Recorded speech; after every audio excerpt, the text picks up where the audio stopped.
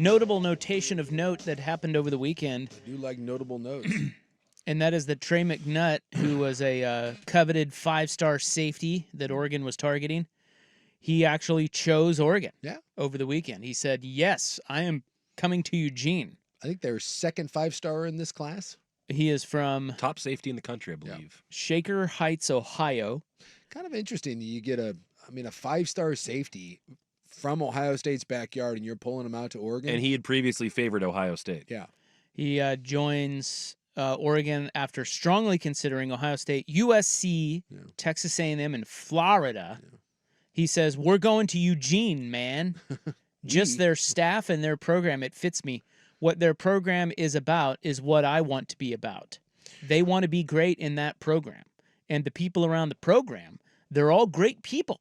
And they have all the same goals. And they're all fighting to get to their goals. Look, they certainly have a ton of momentum. I mean, the preseason poll came out today, and they've got them third. So this whole little team in the West that like no one's paying attention to, because the rest of the country thinks there's only 2 teams better than you. And you're winning these recruiting battles now. You've got a top 10 recruiting class. Oregon is on the come up. Now you just have to go out and you got to come out and prove it. And I was listening to Dave Bartu today, and he was saying that strength of schedule in relation to your talent. So just, Dave, with coaching and talent, that tells the story. I think he said that if you just went off of talent alone, that's it. You won 72% of the games last year.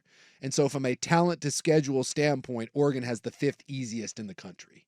So they are going to have a massive advantage every time they line up, with the exception of obviously Ohio State. And so the schedule is very favorable for them. There's no reason that Oregon shouldn't be in the college football playoff and a serious contender. He went on to say McNutt, and it is a great name, Trey McNutt. Yes. He says, Dan Lanning, he's a good coach, and he's different. He's different than most college head coaches. Really, Coach Lanning and I just connected, and you can tell he's going to be a big-time coach in the future. Coach Hamp and Coach Lapoy both are amazing coaches, and I feel with them I'm going to be developed well and go to the league. I trust them, and I trust their staff.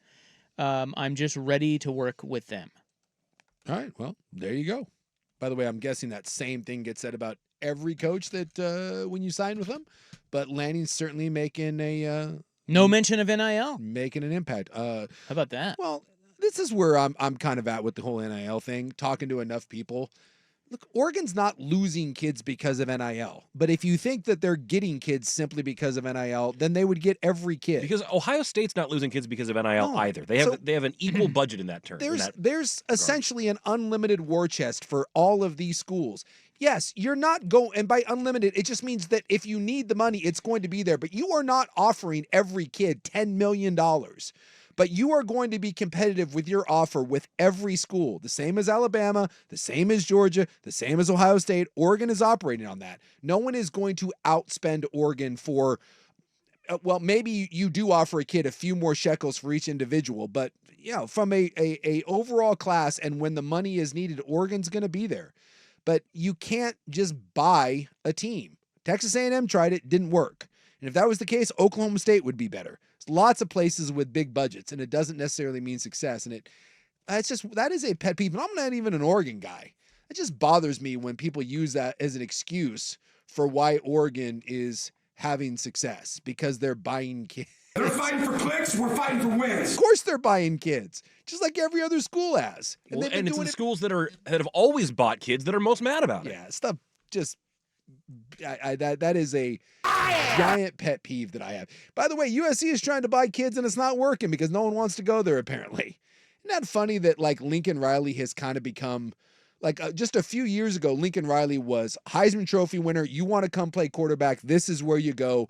I'm coming to USC. Holy crap, look out West Coast. And it has kind of become an afterthought right now at USC. This is a big year for SC. I'm not going to say that anything's passing them by or whatever, but boy, USC just is not the player on the national scene that I thought they were going to be when Lincoln Riley got there. And I don't think you can afford to have too many years where you are an afterthought in the world of college football. Did you see the Duck invaded another Big Ten staple? Was it Purdue? No.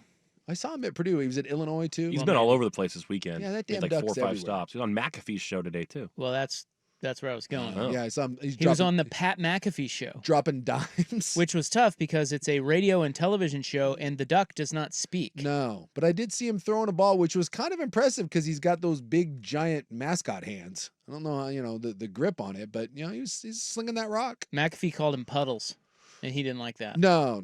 He's not Puddles. He's just the he's duck. just the duck. Yeah. He was Puddles. He was like Prince. Is he the duck formerly known as Puddles? Why do you think they changed his name? I don't know. Do we know the story behind that? That I don't. There is a story behind it, but I think it's a complicated one. I'd have to look into the details. Yeah. Do we really? Did Puddles sexually harass something or someone? We had a Kobe Bryant situation where we had to change a number and a name and all that, and now it's just the duck. Maybe it's because they just don't want to be known as they don't want their mascot to be Puddles. Okay. I don't know. I found a history on it on a Reddit thread, so I can report back once I've fully understood it. So Oregon's class for 2025 now with McNutt.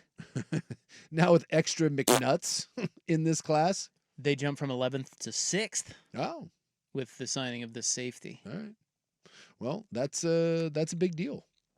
So they continue to kick some serious ass. Yes. Now Take just, that, Kirby. Now just go win on the field. Not Kirby Puckett. Yeah. The late. The late. Rest Yeah. in peace. Yes. I'm talking about Kirby Smart. Yeah. Although Kirby can point to, was it 49-3? I don't think Kirby's. He can. I don't think Kirby's stressed. By the way, the coaches poll did come out, as you mentioned. Yeah. I mean, how many of those coaches just looked at, other preseason rankings and then tweaked based on love or hate?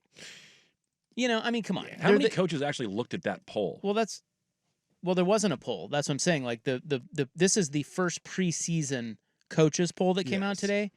And boy, I tell you, if you really want, I don't think the media does a lot of homework. I think there's a lot of groupthink and a lot of just sort of.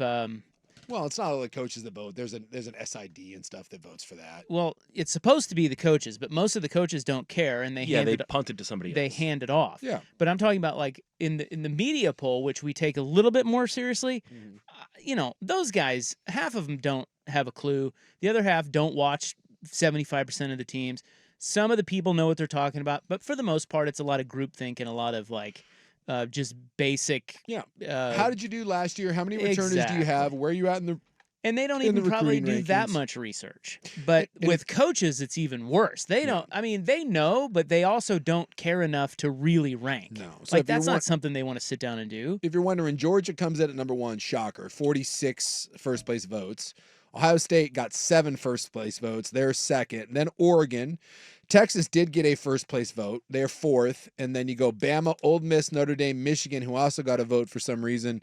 Penn State, Florida State round out your top 10. Washington was almost in the top 25. Did you see that? Yeah, Washington would because you can do the also receiving votes. So technically they stop at 25, but Washington would have been 26.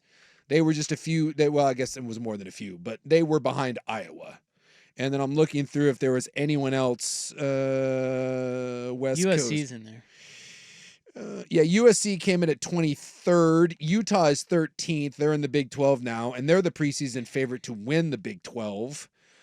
Arizona 21st, and then there you go. Your Jayhawks, Rock Chalk 24. Yeah, I don't love that. No, you I'd don't rather like that. fly under the radar. That's about it. UNLV got some votes for whatever reason. What? No, Who's their coach now? I don't Oh, know. it's the old Missouri guy, Odom. Okay, and then He's good Barry coach. Odom? Is that right? Colorado Barry got Odom. a couple votes for some What? unknown reason. They got 2 votes.